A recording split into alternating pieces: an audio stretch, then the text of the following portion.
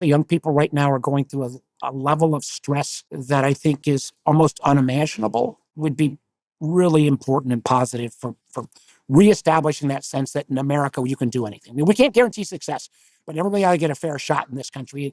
And I worry that AI may be removing that fair shot opportunity for a lot of folks, a lot of young people who've done everything right, everything the parents told them to do. And then they get, holy crap, what am I at? Welcome to Raging Moderates. I'm Jessica Charlov. My guest today is Senator Mark Warner, who's represented the state of Virginia in the Senate since 2009. He's currently the vice chairman of the Senate Intelligence Committee and a former governor of Virginia. Senator Warner, thank you so much for joining me. Welcome to the show. Jessica, thank you so much for having me. It's great. I was just talking to you. Scott is on a very long vacation, which he earned it, but he was talking about how much he admires you and talking about visiting with you years ago and how much he enjoyed that and that you invited him to come talk about big tech, and he was just totally bowled over by you. He also called you very tall and very handsome and said you should run for president. So I don't know if that means anything to you. I am not doing that. I am like, maybe I got one more of these in me. I'm going to probably run for re-election next year, but I don't want to be one of those that stays too long in this job. Okay. Well, we'll get to the staying too long problem, but I want to start with the Epstein files, because who doesn't want to talk about the Epstein files? You have been right out in front on the Democratic side and talking about this, making some very effective social media videos. And I've noticed a change in your approach to social media, which I would love to discuss as well.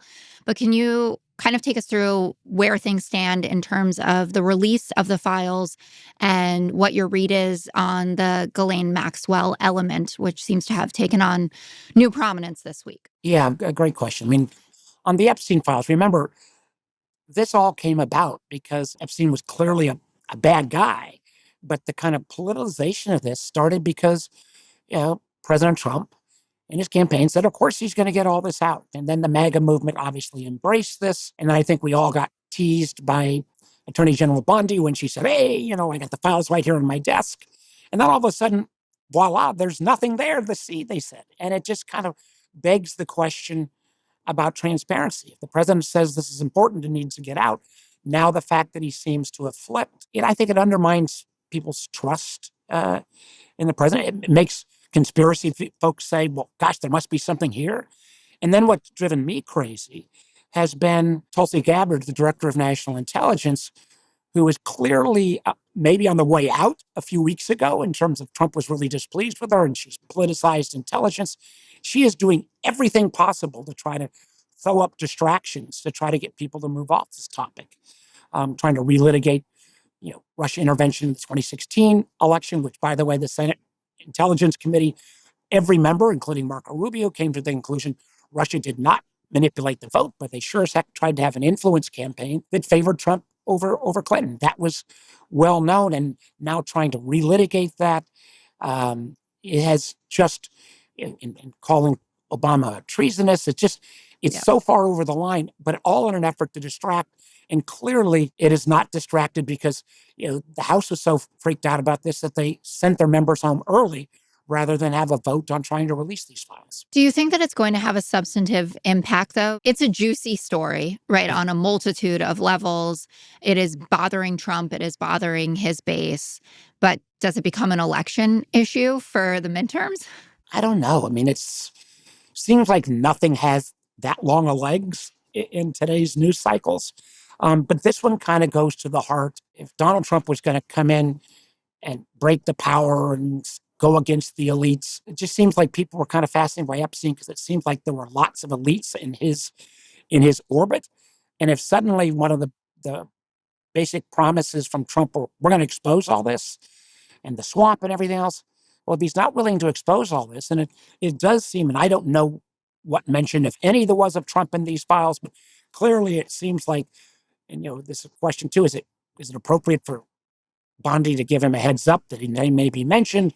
And then all of a sudden this reversal kind of, I think, begs an answer. I don't think, interesting enough, I bet it will be the MAGA base that won't let this issue go. So at some point, this is going to have to come out. And I even read in one of the little cheat sheets this morning that there is now the video that actually includes the so-called missing minute. I never kind of understood how that took place in the first. Did you know how did they have this video of the cell that had a minute gone? Yeah, I mean, I've heard a lot about that, it's routine, and before the clock strikes the next hour, these things happen, but then it shifted to, it was more than a minute, it was moving to 2 minutes. And then you think also, I'm not a conspiracy theorist about this. I think Jeffrey Epstein killed himself.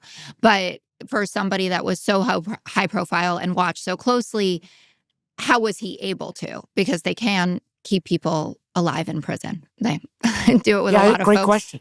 It's a great question. Yeah. Are you supportive of Senator Durbin's call to get the Ghislaine Maxwell interview tapes released? Yeah. Yes. I mean, I guess it seemed clear that Maxwell was Epstein's accomplice and groomer and Lord knows what else in terms of getting young women into his orbit. I think it was interesting. The speaker even said he thought the 20-year sentence might have been too light. So the idea that suddenly you've got the number 2 or number 3 person in the Justice Department having an interview with an incarcerated person, and it clear that Maxwell's looking for a pardon, it just kind of stinks in terms of any kind of fair, open process.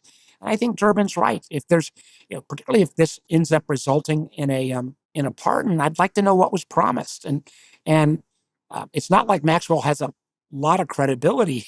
That I think she's clearly willing to do anything to get herself out of prison.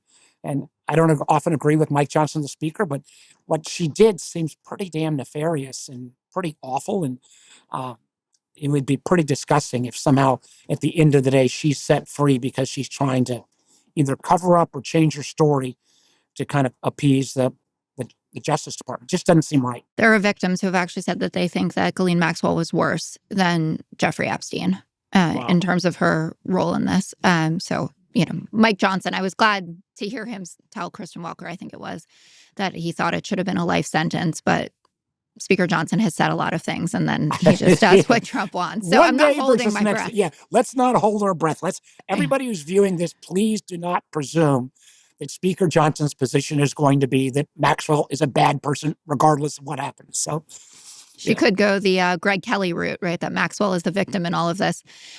You brought up Tulsi Gabbard, our DNI now. You have been outspoken about her and the threat that she poses since the confirmation hearings, the rehashing the 2016 intel issue. It didn't surprise me necessarily, but I was a bit exasperated. I said, how are we possibly talking about Hillary Clinton's emails again and relitigating this when it's in black and white, and that you're putting out newly declassified information that was from before there was even an investigation, right? Like, that's what she just did. She said, okay, these are the initial assessments, and then ignored the fact that people spent years looking into this to come to their conclusions.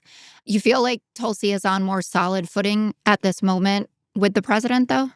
I don't have the foggiest idea, the inner workings of Donald Trump. But what made me so, beyond frustrated, just frankly angry and pissed off, was the document that she released was so sensitive about what's called sources and methods. That's spy talk for how do we spy on people and who's working for us, who's not, what's our tools. But this document was so sensitive that when in the first Trump administration, near the end, there was an effort to release it. All of the Trump intelligence officials, virtually everyone, said, you release this, we're going to quit because people aren't going to work with us anymore if we release this kind of information. She released this document on Friday without redactions. CIA was trying to redact to protect sources and methods, and it just reflects this disdain for the intelligence community. I mean, there is a chance that people will die because that document was released. This is one more piece of evidence, after the kind of complete cluster around Signalgate and classified information now being put on unsecured channel. Bring that on top of the fact where Gabbard literally fired intelligence professionals because they wouldn't change their conclusions about this investigation into Venezuelan gang. The gang was really bad guys, Tren de Agua. They are bad people. The Maduro government, bad guys. But the administration wanted to claim that they were totally interconnected. The intel said both bad guys, but are both bad entities, but they're not totally connected. People got fired.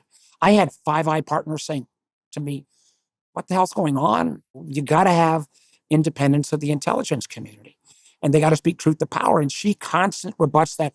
And then what makes me particularly kind of disgusted is she goes on all of these very political broadcasts. No director of national intelligence.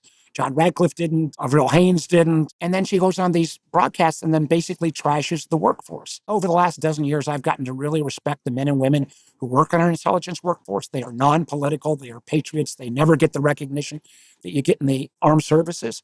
And it's so debilitating. And we hear every day from people in the community saying, gosh, should we even keep doing these jobs? Yeah, I wonder about that because the jobs that they haven't managed to eliminate yet, you hope that folks that can serve under Republican and Democratic administrations are going to stick with it. But when you see some of these firings and when you see some of these behaviors, it does make you think that people might start to consider another route in life, or that they might be able to actually have more impact outside of the government. Yeah, and think, Jessica, if you were like, it costs us about $250,000 to do a security clearance and put a CIA agent through training.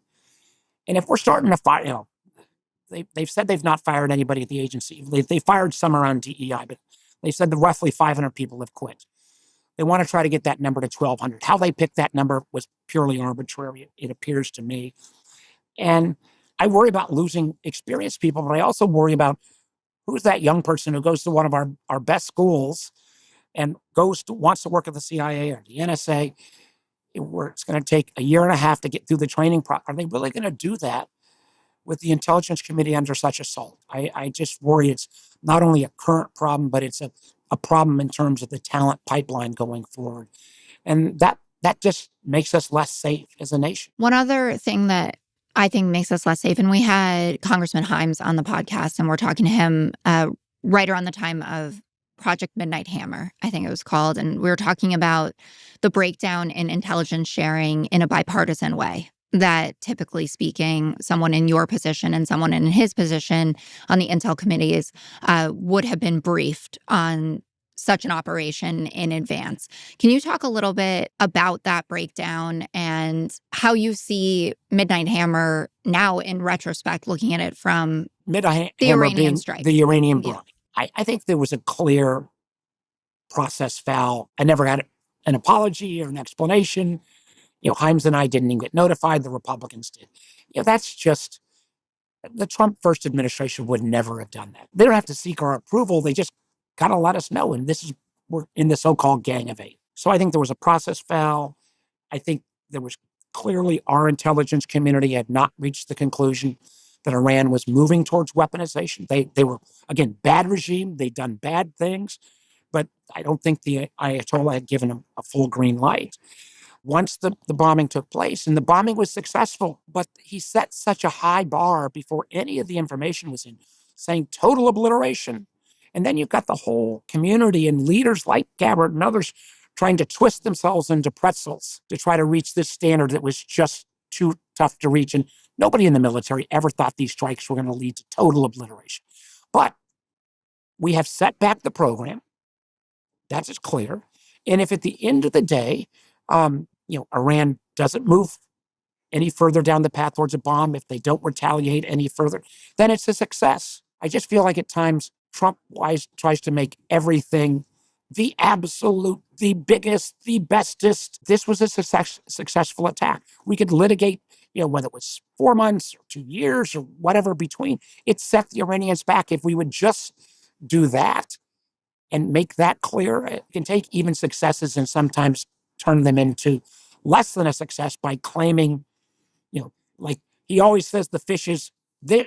I guess unless people are watching, the fish is 6 feet long, as opposed to this, a fish that's 2 feet long is still a pretty big sized fish.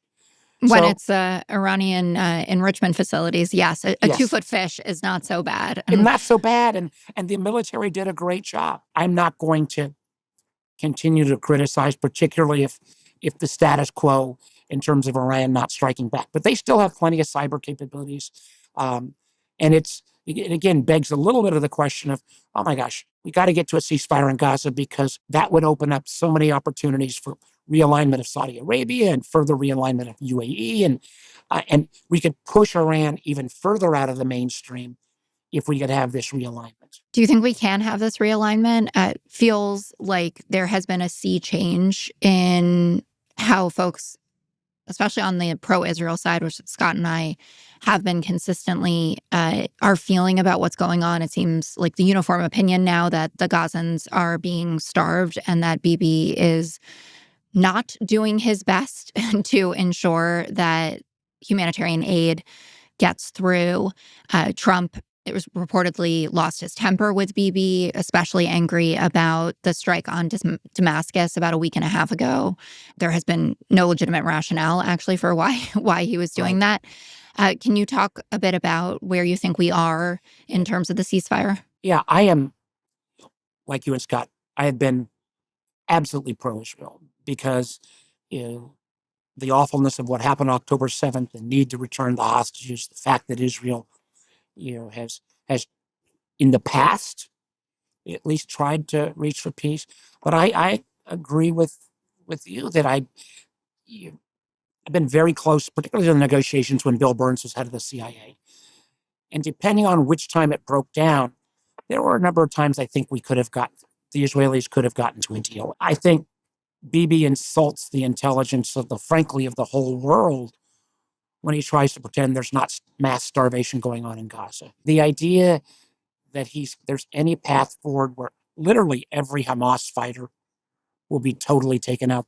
No one in the intelligence or in the military, or for that matter, in terms of private conversations with the Israeli intelligence. It's an unreachable goal, and unfortunately it appears more and more to the outside that Bibi's more concerned about his own personal political future and the charges that he faces inside Israel than he is about actually taking this moment in time where Israel has never been stronger and frankly solidifying that with a realignment of Saudi Arabia. I mean, remember, Saudi Arabia is the keeper of the faith and the holiest sites for Muslims. And the possibility of bringing other countries into an Abraham-like accords like Indonesia or Malaysia, elsewhere, boy, that is a once-in-a-generation opportunity. But it's not going to happen as long as this conflict keeps going on in Gaza. And to your point quickly on the Syria piece, amen. I mean, again, I'll give Trump credit here. I mean, he's trying to take advantage of the government change in Syria. We, trust but verify, but the fact that the new leadership there seems to be moving in the right direction. And I give, again, Trump credit for trying to, at least promote that. And again, give Trump credit for much, and I will get grief for even saying that. But then the idea that you're going to somehow bomb the presidential palace, what for? Well, self-preservation, which Trump also knows something about himself. But I do think it's important to give credit where credit is due. And this is a safe place for those kinds of conversations, because you seem totally out of touch if you can't even acknowledge something like what the Abraham Accords Part 1 was, or the prospect of Abraham Accords Part 2, and expand it in the way that you're discussing. And in a lot of ways, Bibi got Trump back to the Oval Office, and it looks like he is one of the biggest thorns in his side as he tries to navigate this very complicated issue. And as a Democrat, I was hoping that you could talk about the fissure within our party as it relates to Israel, because you've seen some of the staunchest defenders of Israel, like Richie Torres, for instance, really change the way that he's talking about the issue. And he feels that the break within the Democratic Party on this issue is irreparable. That's the term that he used. I hope it's not irreparable. And again, I'm of the age where I grew up with Moshe Dayan and Golda Meir and Abba Eban,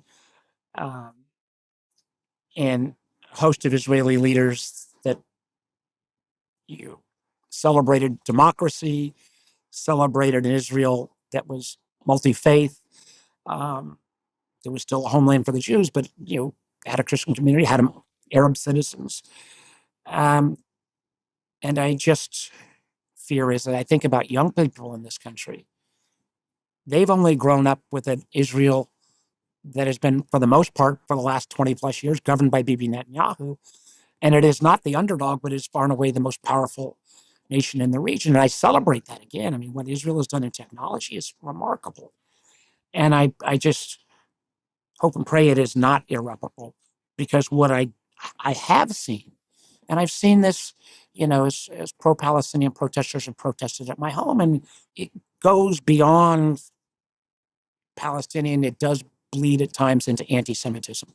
Yeah. And I just feel like the scourge of anti-Semitism cannot be allowed to. I just have so many friends who've even started saying, Mark, I'm not sure, that my grandkids are going to be able to stay in America. And that, we have to stand up against that. We also have to stand up against Islamophobia as well. I fear some of those kind of respect for our differences is fraying in this political system.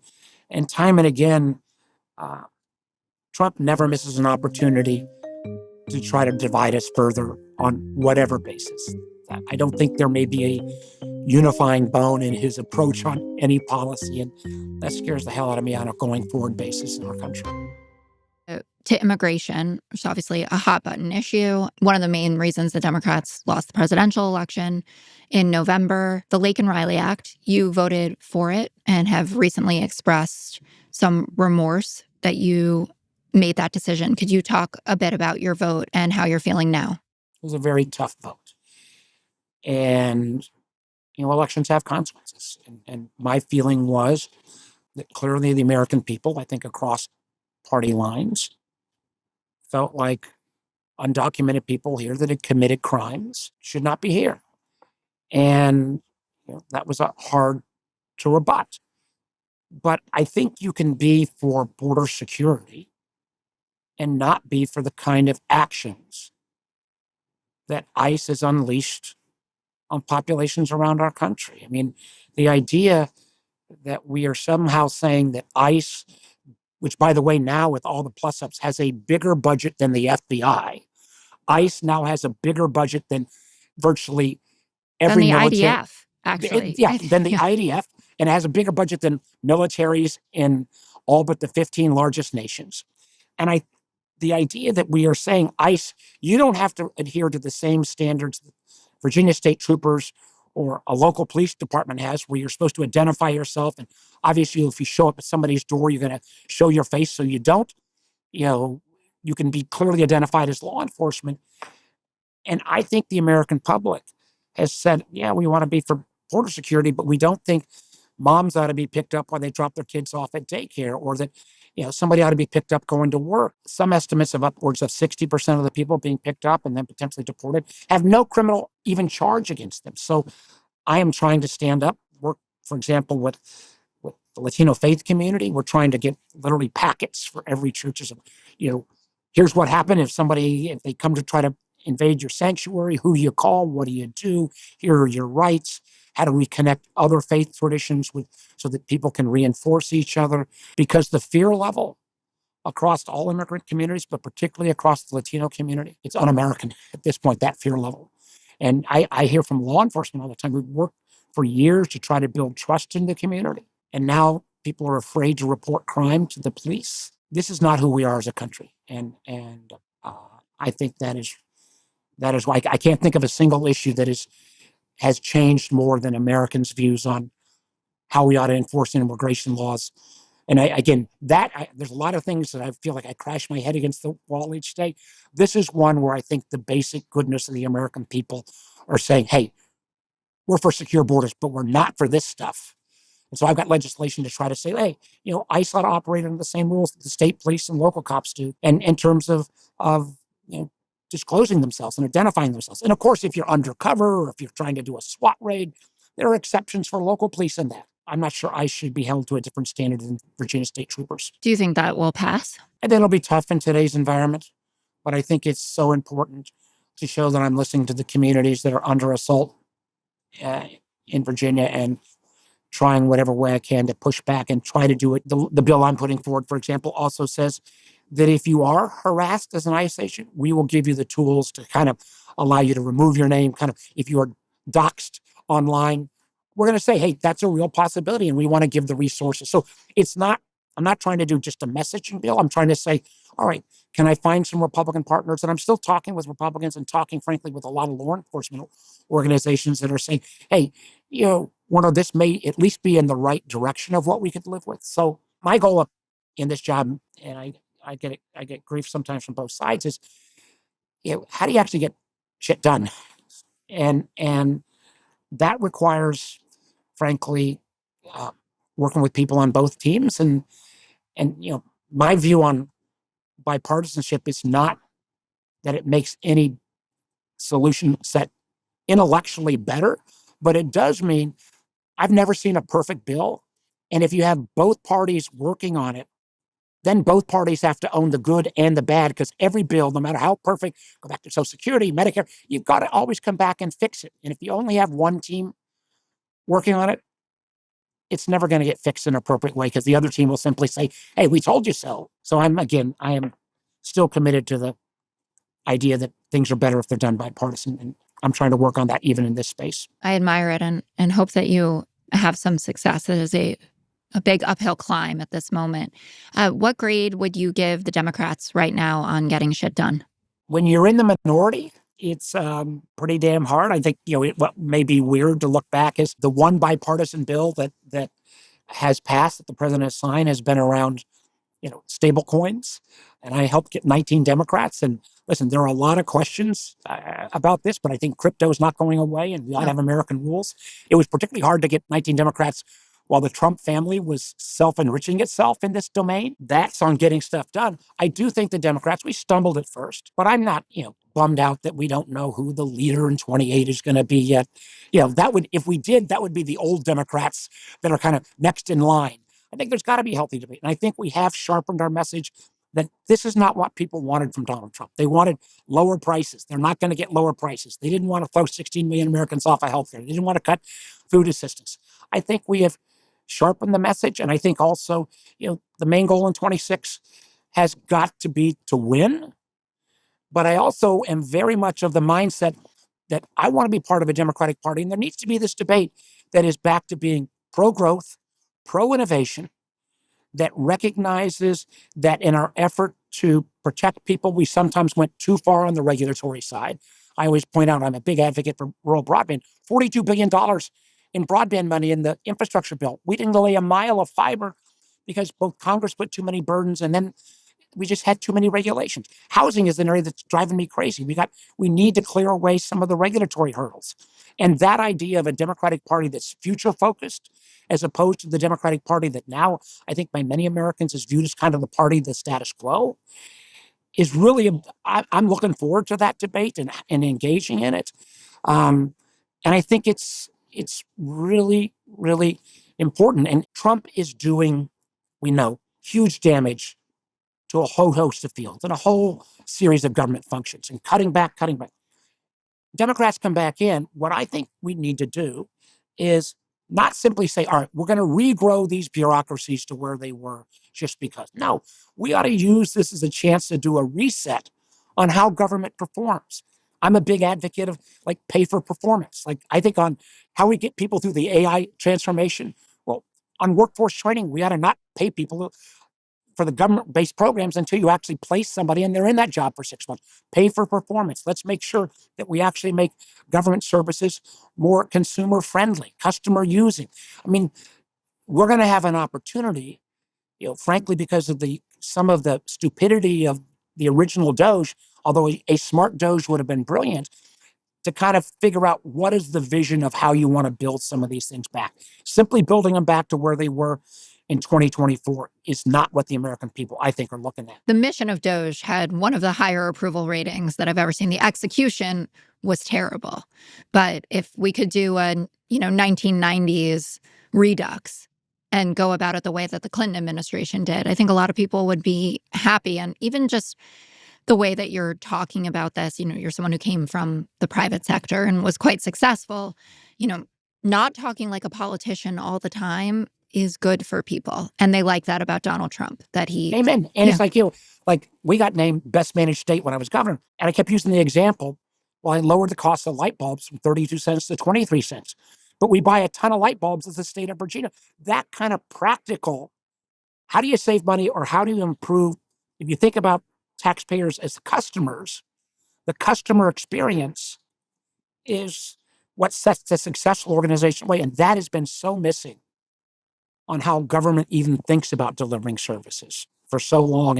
And as we think about, because the other thing that I'm like obsessed about is AI transformation and what it's going to do. There's great upside, but boy, oh boy, I think we're already seeing huge dislocation. If I had one group that I have huge empathy for, it's current college students, recent graduates, or folks about to go to college. They've had to live through COVID and that whole disruption. They've lived through a political dysfunction from both parties. And now they're coming out after their parents told them, you get that college education, and all of those good college starting jobs, even if the investment banks are being just eliminated. You can't say stop, but you can't say, oh my gosh, they're being eliminated because AI can provide those functions. And I think we are about to see a tsunami through the workforce and really thinking how we think about that in a kind of all of society way. And even to the question of, I think there should be some responsibility. And is it the company that uses AI? Is it the large language model that underlies it? Is it the NVIDIA, who's now the biggest, most profitable company in the world, or highest valuation? That the people who sell the bullets to make the machines? I don't know the answer yet. But I do think that kind of conversation and being honest with people about the kind of holy shit moment that's going to come in people's lives, and acknowledging, especially young people right now are going through a level of stress that I think is almost unimaginable, would be really important and positive for reestablishing that sense that in America you can do anything. I mean, we can't guarantee success, but everybody ought to get a fair shot in this country. And I worry that AI may be removing that fair shot opportunity for a lot of folks, a lot of young people who've done everything right, everything the parents told them to do. Yeah, it's a tough landscape. I have a 3 and a 1-year-old, so I have a little while to fret about this, but it's definitely a concern, and that we first were talking about it only as a blue-collar job issue, and now I feel like everyone is just focused on the white-collar impact. Well, Jessica, it's actually going to be the reverse. Frankly, the blue-collar job, we all keep paying lip service to carpers and electricians, but it's always like politicians say that when they send their kids to an Ivy League school. But those jobs coming out of the Ivy League schools, those entry-level jobs, I know they are disappearing at a unrecognizable rate. And we're still in the, literally on this top of the first inning in AI. And boy, oh boy, we need better engagement there as well. What's one issue that makes you rage, and one thing that you think we should all calm down about? The thing I think on raging is housing. It's the average age of first-time home buyer, 38. And we got to do more housing supply. We just did pass a bill that starts taking on some of the regulatory burden. And literally, we got every Democrat, ranking member Elizabeth Warren was part of this group. So I think there is finally a consensus that you can't do such regulation that you completely shut off supply. And I think we need a host of new ideas around housing and supply of first-time home buyers. There's plenty of home buyers, but how you bring costs down. And I've got a bunch of ideas on that, even some of the ideas on how you get seniors. Maybe you could have mortgages that you would be able to pass on, because so many people are locked into low interest rate mortgage. So that's the one people ought to rage about more. And we've kicked the can on housing for a while. On the thing that I think people should chill out about, and this is kind of maybe just on a personal basis, we the other day when we did our third all-nighter on the big ugly bill. Right. And I would do because I'm trying to do better on social media, I would do my social media, 1 o'clock, 3 o'clock, 5 o'clock, 7 o'clock. And I know, I think the 5 o'clock or 7 o'clock one, I was having an Egg McMuffin, and I got so much grief.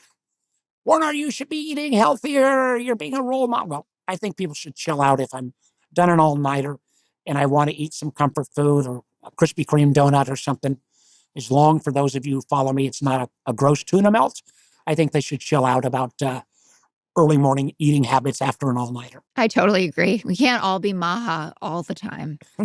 And you deserved it. And I have appreciated your focus on social media, because I was tracking you from the car videos to where you are now with, I'm not saying you're Zoran Mamdani, but you're getting it done. And well, it's also we're happy to see it. Well, and frankly, it's just, it's an education for me. I was a tech guy, but kind of fully grasping the fact that, 65% of Americans don't read or watch any news? Yeah. You got to meet people where they are. You can't just bitch about it. You got to meet people where they are. I love it. And I loved having you here. Thank you so much for your time, Senator Warner. Jessica, thank you so much as well.